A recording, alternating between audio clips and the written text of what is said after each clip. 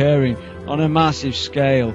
This highly lethal fallout is being expelled into the oceans and atmosphere, killing a huge amount of marine life and contaminating thousands of miles of the Pacific Ocean, and still spreading. The radioactive fallout that's being expelled into the atmosphere is going global, contaminating food and animal life forms throughout this planet, which in turn is being digested by the human and animal population. Unless this major Fukushima disaster is dealt with, we are all finished. In the Gulf of Mexico, oil is still gushing into the Gulf from the BP oil disaster, which has killed most, if not all, of the marine life, but not forgetting the huge amounts of chemicals that have been put into the Gulf of Mexico to submerge all the massive amounts of oil expelled from the broken wellhead, just so the public can't see with their own eyes the floating of oil on the surface of the Gulf of Mexico.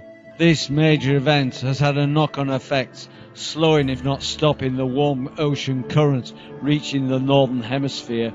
Chemtrailing is another major factor that is adding to our planet's death knells. The massive amounts of lethal chemicals being sprayed into our atmosphere is causing major illnesses as well as contaminating the air we breathe. What the hell are our leaders doing to us? You would think they were trying to kill us all.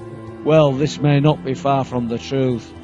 If there was not a Planet X heading our way, which there is, we, our leaders, have put in motion an event that will ultimately lead to Earth becoming a lifeless, dead piece of rock floating through the cosmos. Well done, leaders. I'm sure you're proud of yourselves. This next report originates from the truthseeker.co.uk, titled GM Health Study They Don't Want You to Know About, and this was posted by Claire Robinson, GM Watch, August 2013. The most detailed scientific study ever conducted on the health effects of a genetically modified GM food was published last year. The findings of the study, led by Professor Gilles-Eric Sarlini at the University of Caen in France, was shocking.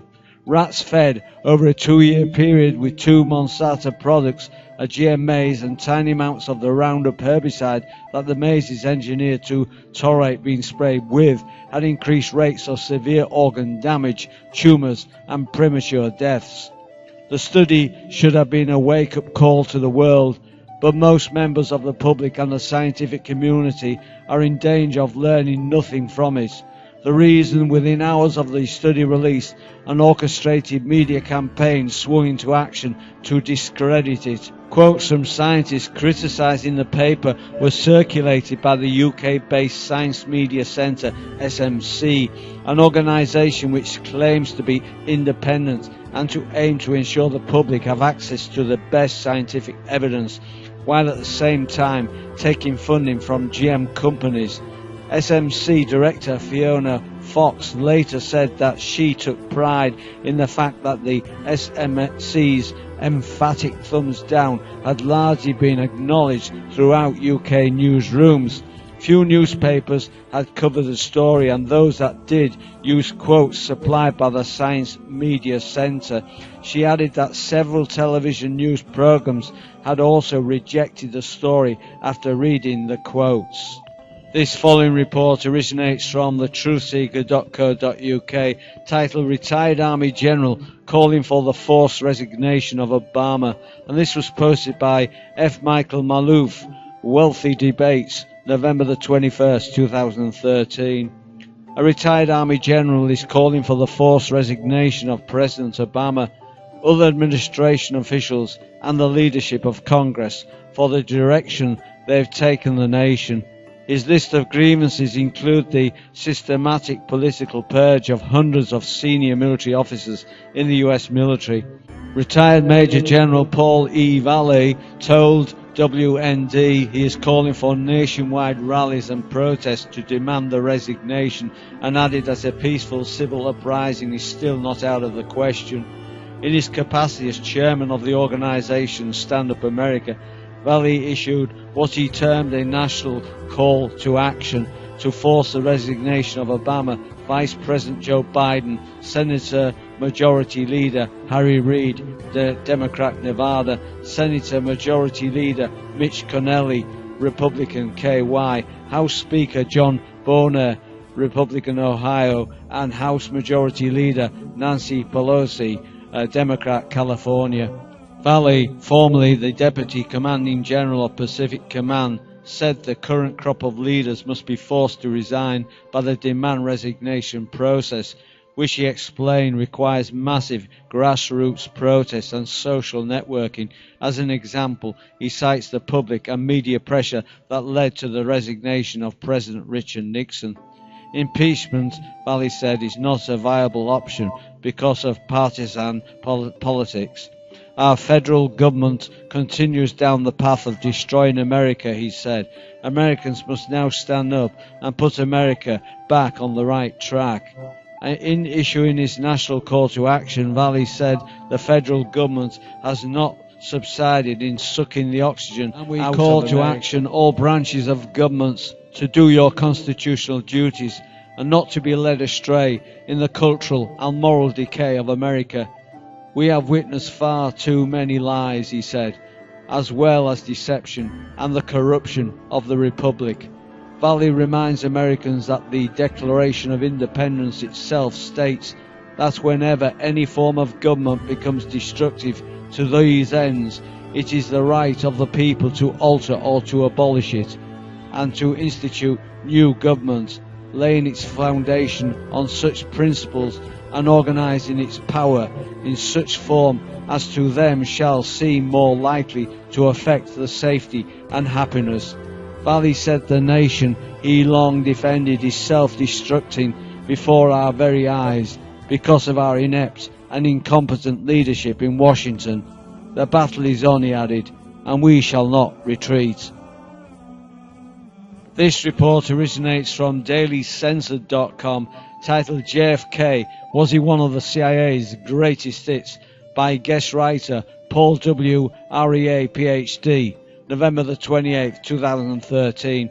Just days before John F. Kennedy took office in 1961, President Dwight Eisenhower famously warned about the dangers of its growing military-industrial complex. At that time, neither leader could have foreseen how prophetic those words would become. Today, after half a century of dealing with doubts throughout America and returning to the JFK assassination, better informed by new research and fresh thinking, as a result, we're able to support an emerging narrative, the story of a brave president committed to peace who repeatedly resisted intense pressures from ultra-nationalist groups and the national security establishment, especially the CIA, and paid the ultimate price. For better and for worse, stories do matter. On so many issues, most of us sense that the government officials and corporate media aren't telling us the truth. Sometimes, though, the tales they tell get way too tall. It's a small wonder that 2/3 of Americans doubt the standard story that a loner killed JFK, and then 2 days later another loner shot the killer, and that neither had a good reason. That won't pass the sniff test. To view the full transcript, go to my website endtimes23.com, where I've posted the link. Now a personal view by the Informer. Wake up, America. We all know President John F. Kennedy was assassinated by the orders of the corrupt elite of the shadow government that really runs the United States of America. And why?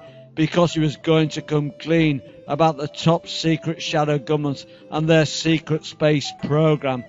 John F. Kennedy was one of the greatest American presidents ever, and your own corrupt elite had him killed. This next report originates from Scott.net, titled Up to 5 million seabirds likely to have died on Australian and New Zealand beaches. And this was posted by Bill Hoffman, Sunshine Coast Daily, on Thursday the 28th of November 2013.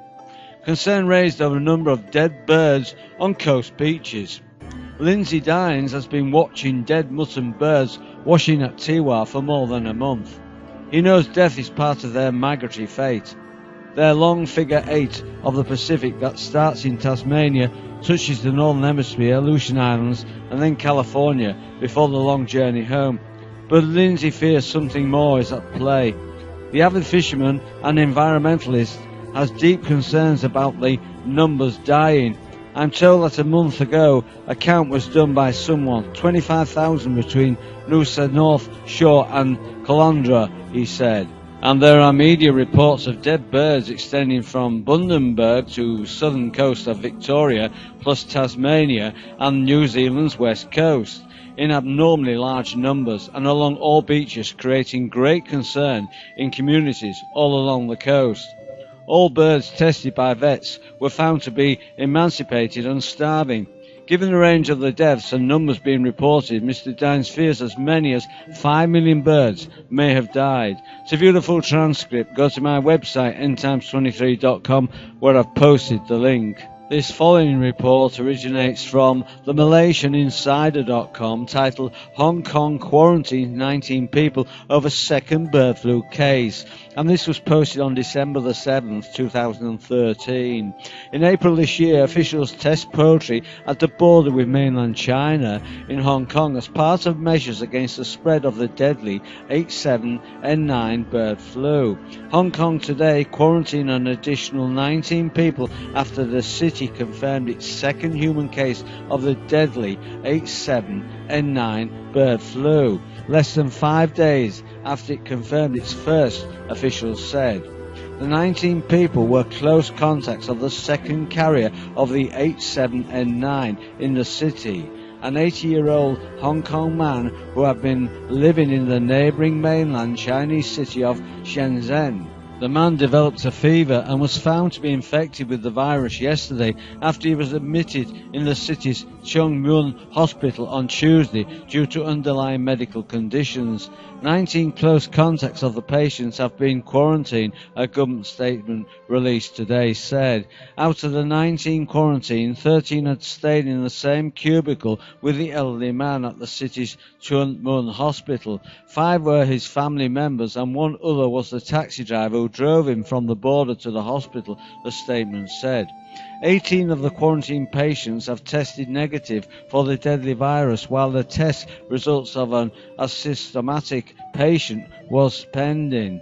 All 19 will be quarantined for 10 days since their last contact with the carrier. Officials are still investigating whether or not the 80-year-old patient, who remains in stable condition, had come into contact with poultry on the mainland.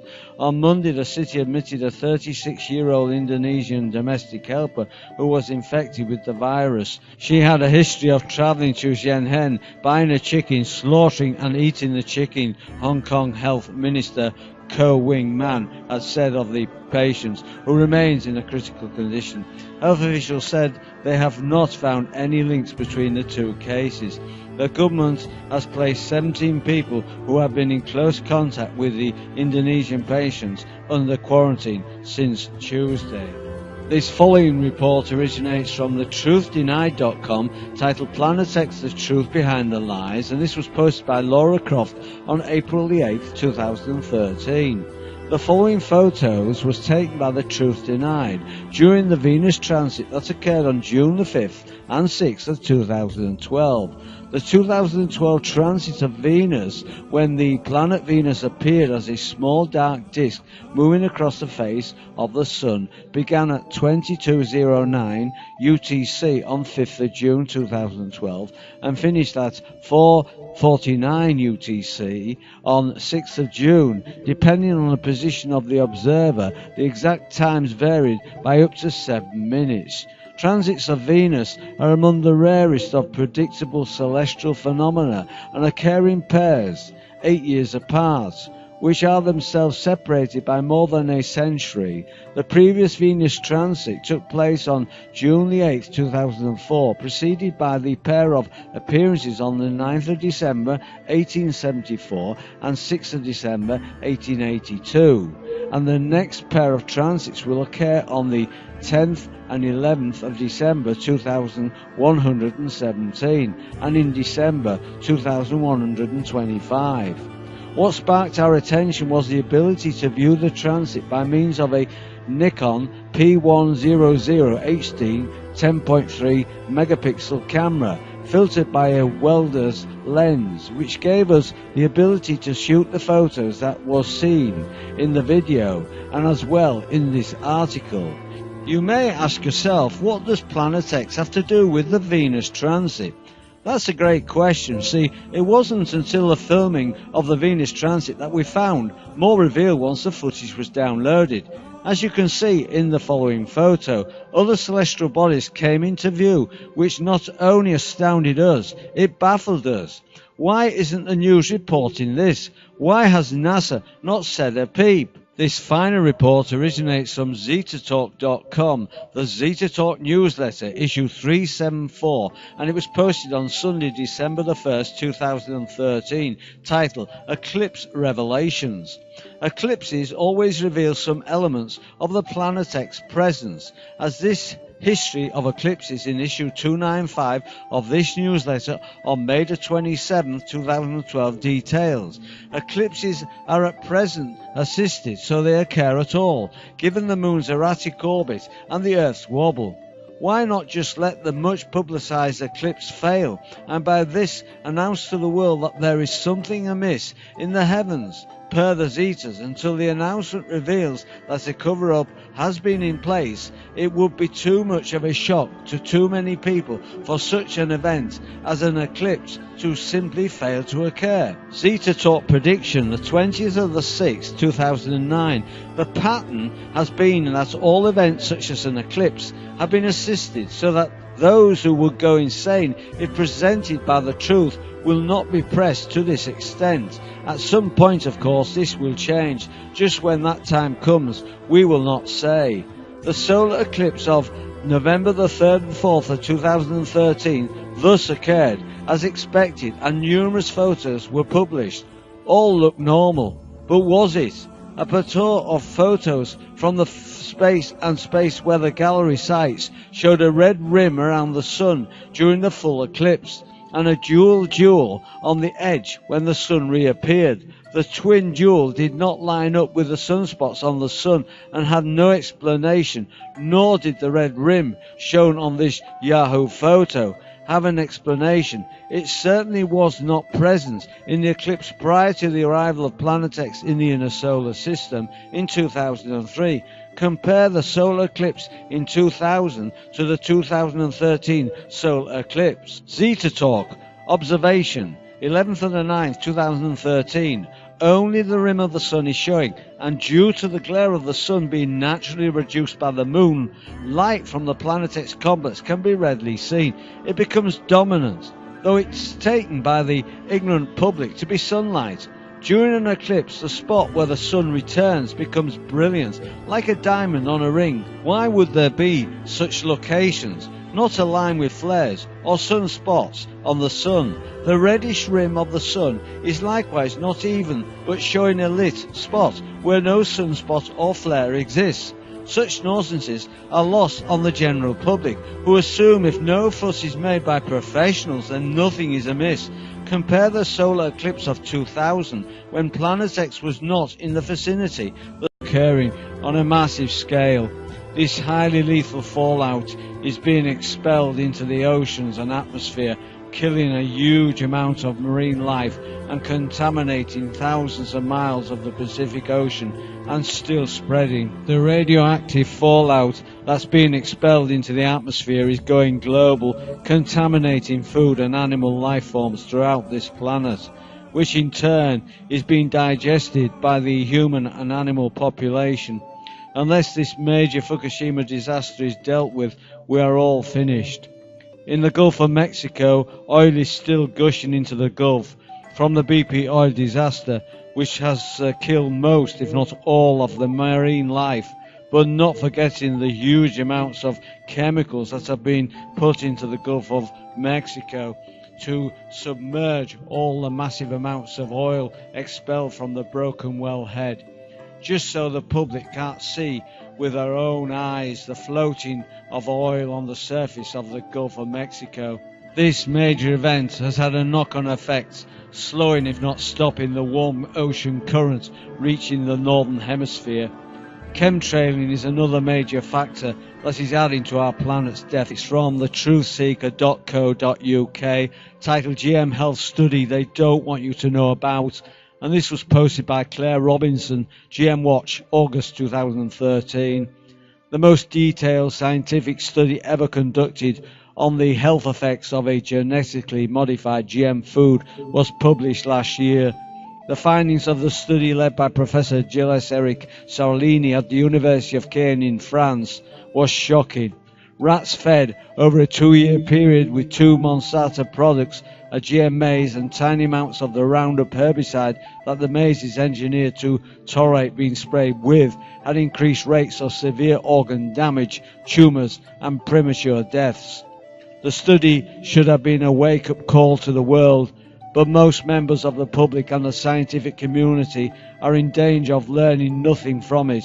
The reason, within hours of the study release, an orchestrated media campaign swung into action to discredit it. Quotes from scientists criticising the paper were circulated by the UK-based Science Media Centre, SMC, an organisation which claims to be independent and to aim to ensure the public have access to the best scientific evidence, while at Nels, the massive amounts of lethal chemicals being sprayed into our atmosphere is causing major illnesses as well as contaminating the air we breathe.